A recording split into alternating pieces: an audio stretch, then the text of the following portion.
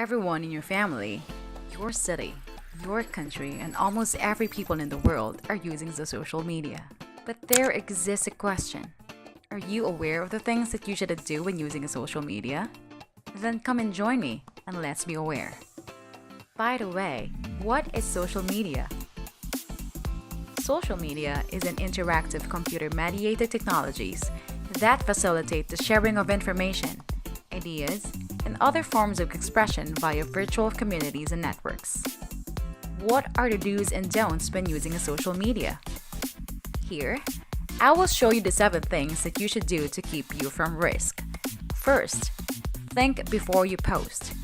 Think carefully about how posts that issue commentary on hot-button topics like religion, politics, or gender issues might impact others.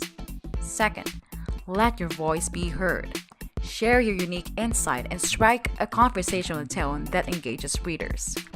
Third, be real. Show your audience that you have real people behind your profile. Fourth, refrain from posting confidential information. To prevent others in opening credit cards in your name and breaking into your apartment when you're out of town. Fifth, form as many connections as you can. Sixth, use privacy settings and follow password recommendations for you to be guided on how to make your account secure. And lastly, be positive. Social media can be used to boost your image and build connections. However, if the bulk of what you post is negative or overly emotional, you risk opening yourself up to the poor perceptions of others. But what about the don'ts? Here, I have 7 things that you mustn't do when using a social media.